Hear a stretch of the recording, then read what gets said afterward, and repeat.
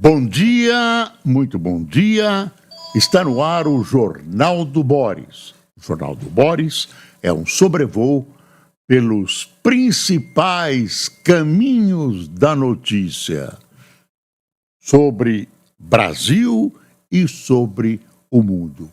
Mudei o slogan hoje, que é um dia muito especial, uma série enorme de notícias.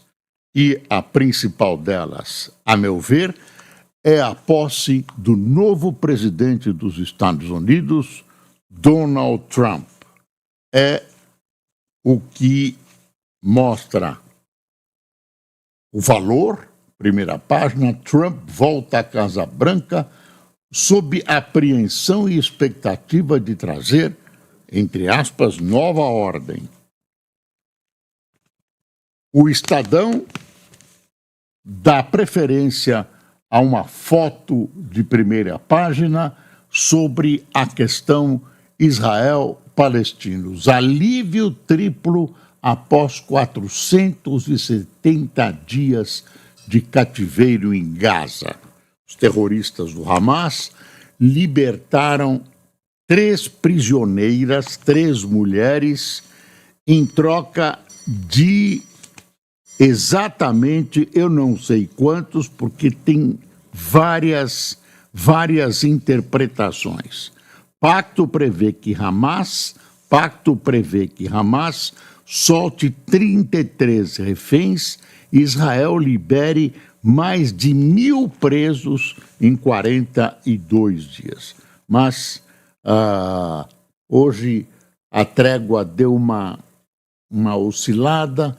O jornal israelense de oposição Haaretz fala de uma explosão na Cisjordânia. Olha aqui, reservista israelense morto em explosão na Cisjordânia, anuncia IDF, que é o Exército de Israel. Dezenas de colonos incendiam casas e carros em aldeias palestinas na Cisjordânia. Esse é o pessoal de extrema-direita israelense que realmente não deseja 2 estados e imagina grande Israel dos tempos bíblicos. Um problema grave para Benjamin Netanyahu. Bom, o que o presidente Trump vai fazer? Qual a ideia que se tem?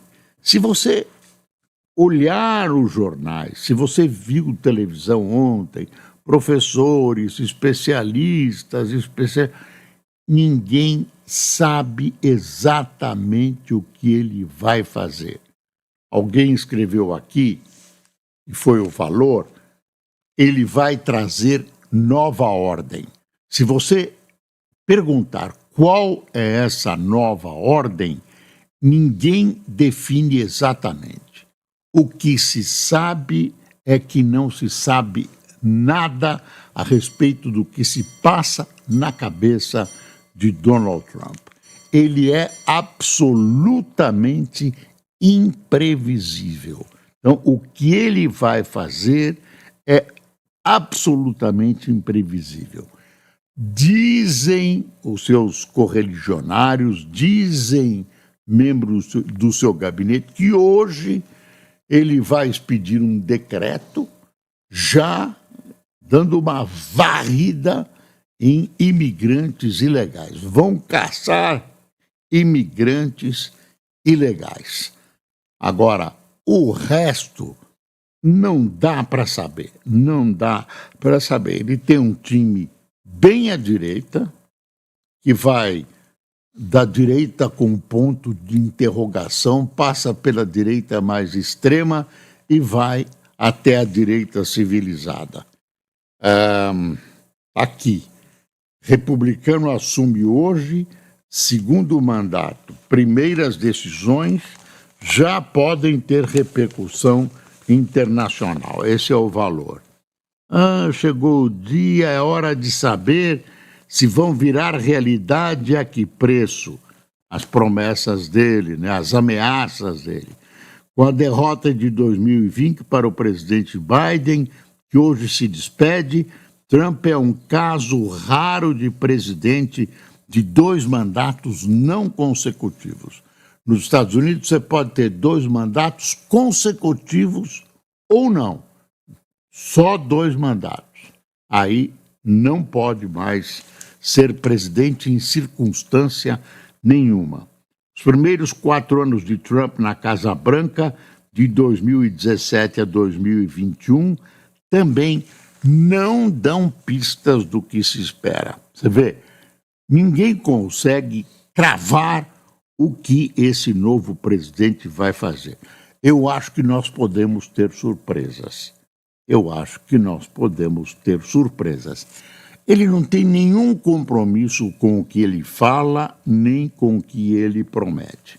A gente sabe que ele é uma pessoa de repentes e, pelo menos aparentemente, governa da mão para a boca. Alexander Keisler, professor de Harvard, diz que o retorno de Trump abre precedentes para uma nova ordem, não só nos Estados Unidos, mas também no mundo. A volta do republicano à Casa Branca, afirma ele, vai buscar uma reapropriação do poder por seus grandes interesses, ao impor agenda que favorece uma postura mais agressiva no cenário internacional. Aí vem o Brasil, que é o que interessa para a gente de imediato aqui. No Brasil, a percepção no governo é que o país tem mais a ganhar se escapar do foco republicano. A abordagem brasileira sobre Trump será de cautela. As relações entre Brasil e Estados Unidos são descritas como historicamente robustas e sustentadas por interesses econômicos e comerciais profundos. Há, porém, preocupação entre empresários com a ausência de um diálogo em alto nível entre os presidentes Lula e Trump. Não tem diálogo. Não é de alto nível, não tem diálogo, né? As relações normais estão num nível correto, e o que o presidente Lula disse, a meu ver, está absolutamente certo. O presidente, que não tem uma relação mais próxima, como o Bolsonaro, que é amigo do Trump, que o filho dele é amigo do Trump, Eduardo estava lá ontem em Washington, sassaricando, conversando com todo mundo, participando do baile hispano, etc., conversando com o filho do Trump. Não tem essa proximidade, o Lula. Muito pelo contrário, tem uma distância e uma diferença de ideias muito grandes. O Trump vê o Lula com certa suspeita. Mas existem as relações formais e o Lula diz que vai trilhar por aí, pelas boas relações, pela importância da nossa relação comercial com os Estados Unidos, que é importantíssima. Enfim, há uma série de condutas que podem nos levar ao primeiro prêmio, mas que são as condutas esperadas por um país grande como o Brasil, de quem os Estados Unidos precisam também. Não é só nós que precisamos dos Estados Unidos. Eles precisam também do Brasil. Eles têm uma disputa geopolítica com a China. O Trump tem se mostrado incomodado com a China e, enfim, não quer que a China passe a ocupar os vazios deixados pelos Estados Unidos. No último governo ele recuou, ele abandonou a presença americana extrema, ele deu uma bela recuada, né? Eu não sei se ele fará isso hoje, porque as circunstâncias mudaram e mudaram muito. O Biden deixa o governo de maneira triste, fisicamente depauperado, o que prejudicou a sua candidatura a presidente da República. Teve problemas com o Congresso, teve enormes dificuldades internacionais, mas conseguiu um feito junto com o Trump. O Trump participou, né, de entregar o governo num momento em que se estabelece uma trégua entre o Estado de Israel e os terroristas do Hamas. Então, pelo menos isso ele conseguiu dentro do governo dele, não sem a ajuda do Trump, que nomeou, inclusive, que enviou, inclusive, pessoas de seu staff para participar dessas negociações que levaram a esse, a meu ver, fraquíssimo, debilíssimo momento de trégua. Isso pode estourar a qualquer momento. Já o Hamas acabou fazendo uma demonstração de força. Muita gente registrou. As três reféns que foram entregues pelo Hamas não foram entregues pelos palestinos secretamente. O carro delas foi cercado por milhares de soldados do Hamas, uniformizados. Isso, quer dizer, devia ser entregue em segredo e tal, isso que se esperava. Nada. Houve uma demonstração do Hamas dizendo assim, olha, nós não estamos mortos. Israel derrotou o Hamas ainda é importante, é financiado pelo Irã e também e principalmente por outros países árabes importantes.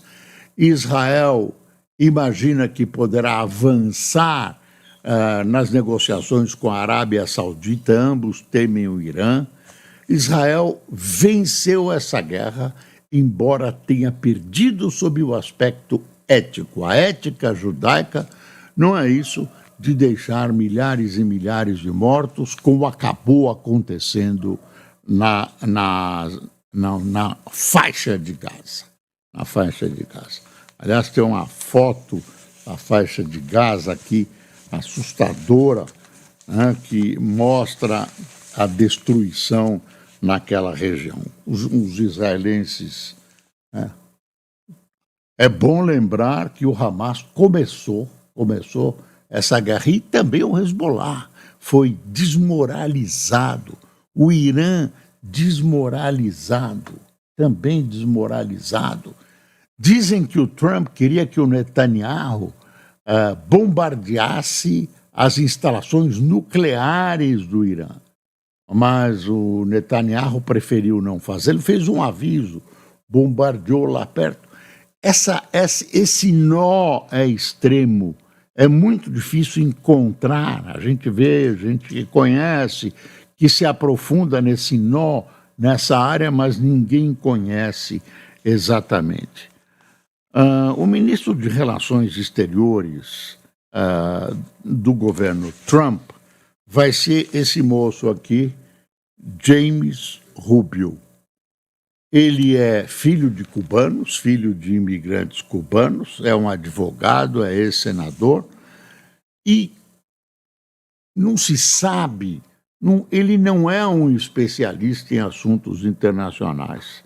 E alguns discursos dele têm uma carga muito forte, eu não vou dizer de autoritarismo, mas sempre dá a impressão de que a democracia não é um dos seus valores mais importantes. Ele joga internacionalmente com ódio a Cuba, né? Que tá, claro, a família dele teve que sair de Cuba, enfim, tem todo um histórico familiar, né, que leva a esse tipo de relação. Vamos ver se ele se contém e consegue avançar numa relação diplomática. Esse Blinken que está saindo, que foi o ministro de Relações Exteriores, o secretário de Estado, como se chama lá, do Biden, né?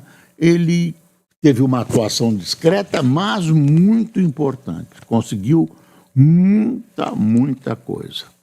Tem um artigo aqui ainda sobre Biden, do Alexandre Correia. Quer ver? Donald Trump, desregular a economia é a promessa. Donald Trump começa segundo mandato como presidente dos Estados Unidos e a promessa de desregulamentação da economia. Apesar de não poder revogar regulamentações por ordem executiva, quer dizer, decreto, né? Pode instruir agências federais a suspenderem a aplicação. O que pode fazer é orientar as agências e revisá-las, disse ao Valor a fundadora e ex-diretora do Centro de Estudos Regulatórios da Universidade George Washington, Susan Duntley. Tem um Trump depois, ponto e vírgula. Eu imaginei que pudesse ser uma Trump que eu não conhecia. Deixa eu ver aqui. Bom, então, deixa eu contar outras coisas para vocês e, se der, a gente volta. Vamos ver o que vai acontecer em Israel. Também não dá para saber. Não dá para saber o que Trump vai fazer com a Rússia. Ele é amiguinho, ele se dá bem com o Putin, mas sabe que a Rússia é um adversário.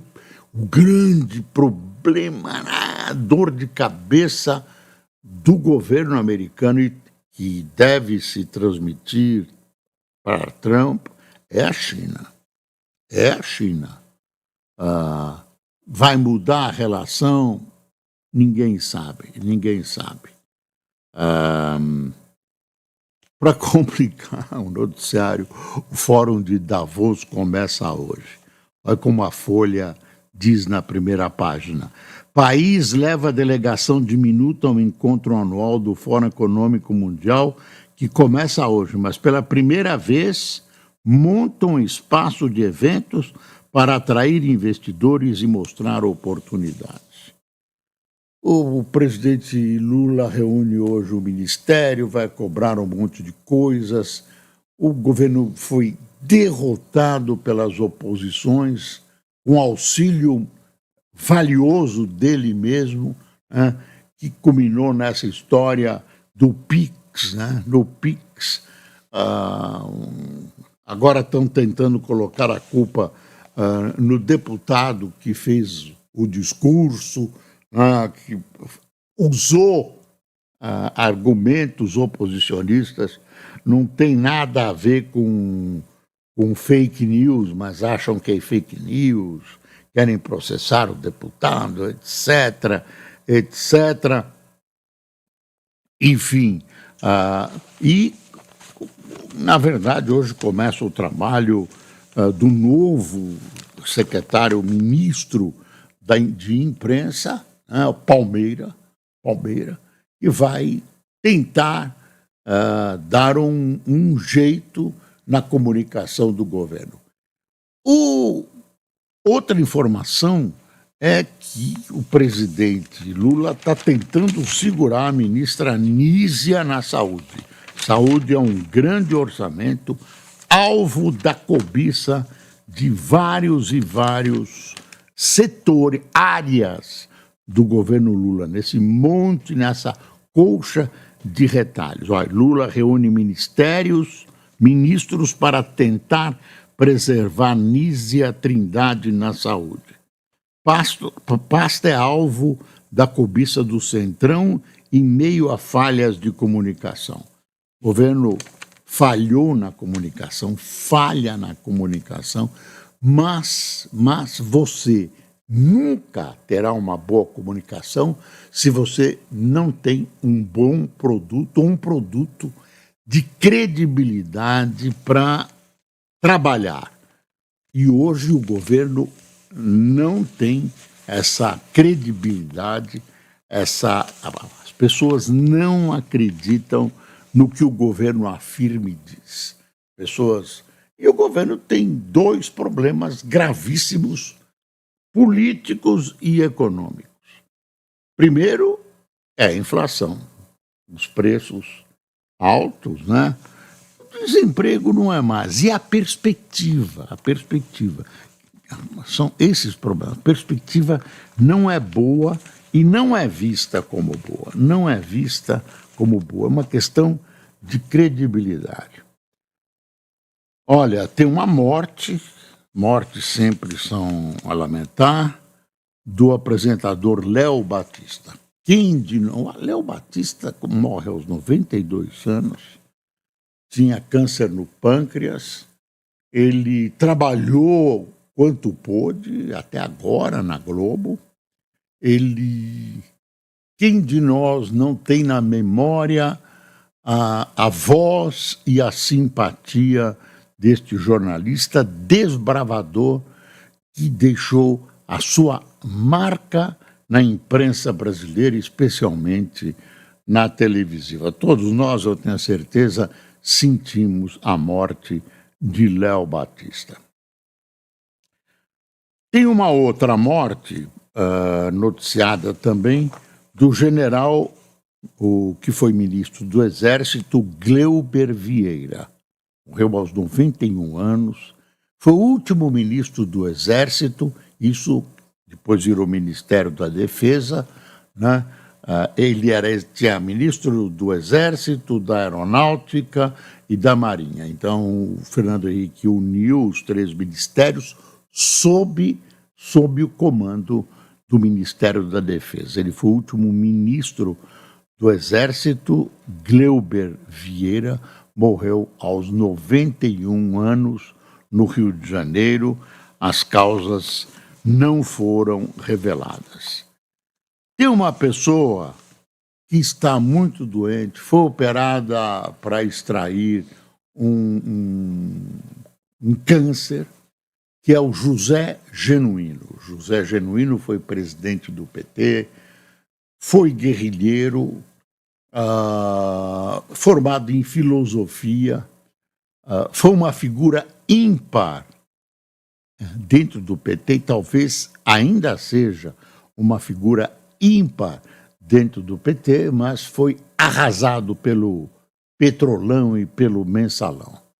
Tudo começou a acontecer quando ele era presidente do PT, ele teve que faltar com a verdade, ele conhece o setor militar, claro que ele não é mais guerrilheiro, ele abrandou os seus ímpetos de esquerda, ele sempre foi chamado para ser consultado pelos militares sobre isso, sobre aquilo, é um profundo conhecedor da área militar e, enfim, desejamos ao José Genuíno os votos enviamos os votos de uma rápida recuperação, mas ele continua internado. Vamos dar uma espiadinha mais aqui no Globo, que eu não mostrei hoje. Ele chega um pouco mais tarde aqui. Começou a chegar em casa em São Paulo e agora nós vamos usar, claro, novamente a internet. Olha aí, Trump volta com foco em deportação, protecionismo e apoio a Big Techs. Aliás, né, o Tic-Tac voltou a funcionar. Ele deu um prazo, o Tic-Tac parece que vai... Como? TikTok. Desculpe, é o TikTok. Errei numa letra só, né? Tic-Tac não, TikTok. Olha aqui a foto que eu falei que eu vi de Hamas, do Hamas, né? a foto da faixa de Gaza. Olha a destruição. Olha a destruição da faixa de Gaza. Você sabe quanto tempo nem quanto vai custar. Tem muita especulação a reconstrução. As pessoas começaram a voltar para suas casas. Não sei se estão se precipitando, porque o que tem aí é uma trégua. Não é paz, é uma trégua. Que tênue, porque a gente não sabe no que pode acontecer. Brasil busca aliados para resistir investidas do novo governo. Não sei se haverá investidas do novo governo. Essa é uma das conjecturas de que o Trump não gosta do Lula e por isso, blá, blá, blá. Gente, vamos esperar. Tem que esperar. A ficha corrida do Trump é uma ficha corrida de imprevisibilidade. Não dá para saber. TikTok, olha, que alguém já chamou de tic-tac. Teve uma revolta aqui. Uma revolta. Desculpe. Hoje é feriado no Rio de Janeiro, dia dedicado Rio de Janeiro cidade e várias outras cidades brasileiras, porque São Sebastião, no caso, é o... Padroeiro. Hã? Padroeiro. É o padroeiro, olha o Luiz que conhece a igreja, é o padroeiro do Rio de Janeiro. Segunda-feira é duro, viu? Segunda-feira é duro. Paulo Betti, ator, lança livro que lembra analfabetismo e esquizofrenia na família e conta ao rever Tieta descobriu que era bonito. Cada um com a sua mania, né? Olha, tinha uma notícia hoje pequenininha que a diretoria do Corinthians se reúne hoje e a diretoria, o conselho, e vão dar uma julgada no presidente corintiano. Ele pode cair hoje, viu? Ele tem bem enrolado, com vários problemas, bem enrolado. Deixa eu ver o que tem mais aqui, muita coisa, a gente tem que selecionar. TikTok ganha tempo com ordem de Trump. Olha aqui, Bradesco vê cenário doméstico preponderante. Você viu como o Fernando Haddad está cansado, né? Está cansado, ele está politicamente desgastado. Eu nunca vi ele desse jeito. Tem inimigos adversários dentro do governo.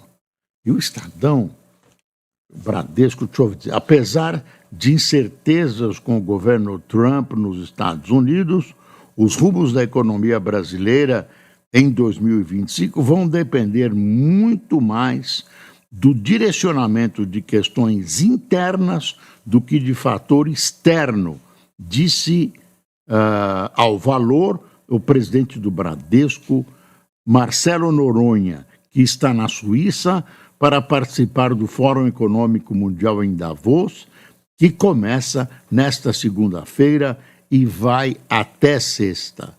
Olha o que ele disse: tenho a impressão que o impacto de Trump para o Brasil pode ser mais neutro do que parece. Sobre o país, ele diz que com o guidance do Banco Central de 2 aumentos até março, eu não sei se eu estou falando guidance ou guidance, se é uma... Realmente confesso a minha ignorância. Vamos ter a Selic ao redor de 15%. É uma taxa alta, inclusive em termos reais, o que traz consequências. Está na hora já? Então só quero mencionar o editorial do Estadão. Olha, é um susto, viu? O Estadão hoje abriu as baterias contra o presidente Lula e seu governo. Com razão ou não, difícil avaliar, não vai bem, não. Trump joga o mundo numa era de incerteza. Depois tem o Lula. A partir de hoje, a presidência dos Estados Unidos será ocupada por alguém absolutamente imprevisível, o que impõe literalmente a todo mundo desafios poucas vezes vistos na história recente.